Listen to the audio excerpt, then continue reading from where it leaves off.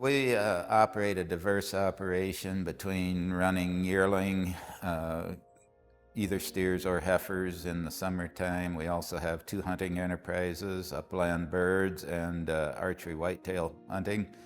And so the fact that we've changed our priorities to natural resources and working with nature, the May calving has worked just exceptional. We were able to leave more residual for nesting cover. We tend to bank grass so that we have forage available for grazing.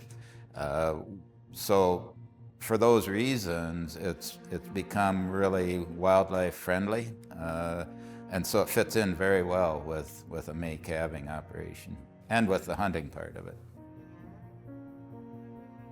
Our transition at the ranch from early March calving to May calving was a result of lack of labor and the fact that we were dealing with the weather, and all that also translates into the economics of running a ranch. We were just spending way too much time, too much expense on feed, too much time calving, fighting the weather, hard on calves, and so we slowly transitioned. We didn't make the move from March to May in one big move. We did it a little more gradual, like 2 weeks at a time, because we were concerned about things like how it would affect our marketing, how it would affect our pregnancy rates, our health, and so we did it kind of gradual. We're in a drouthy area on a typical year right now. We've been in a pretty wet cycle, but that was probably my biggest concern by moving to May, is being able to have quality forage out there going into breeding season with it being later.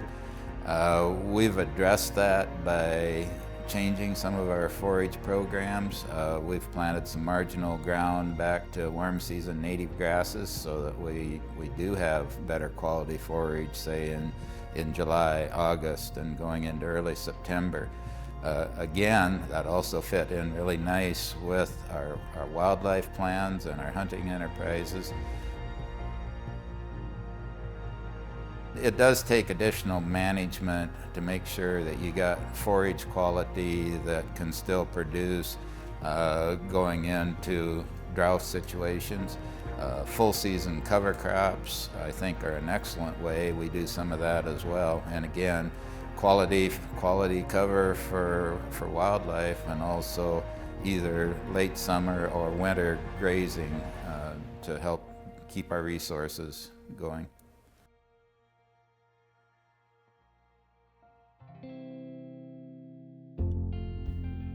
The important thing about our operation is that it's taking more of a holistic approach and working with all the natural resources, and it's really lent towards improving the hunting on our operation, which was never intended to be part of our business plan. But we were going broke in the 1980s with the farm agricultural crisis.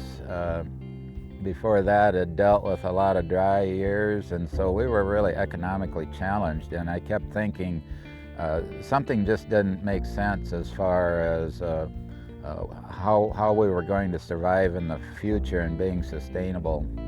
And so we went to a number of different programs, hired a consultant, and soon figured out that rather than chasing pounds and acres, we needed to emphasize more our natural resources.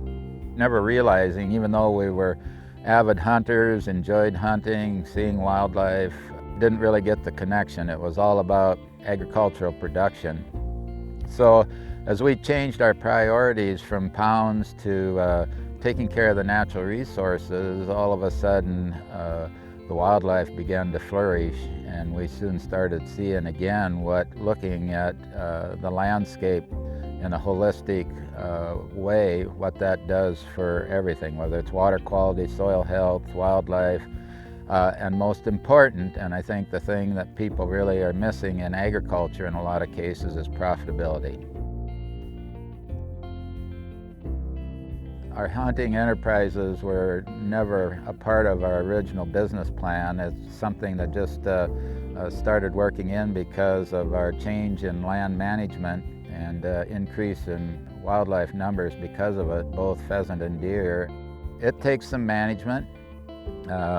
We definitely make sure there's enough food plots out for the winter, and we leave grassed areas, time our grazing in different ways, which is advantageous to the wildlife, the livestock, soil health, water quality, and so there's a whole host of reasons why not to overgraze or overutilize the land, and I think even more importantly, appropriate land use for the land you have. And of course in the prairie pothole region, we think the most important land use is to have grass that is grazed in a controlled manner and not be draining wetlands, control the wetlands.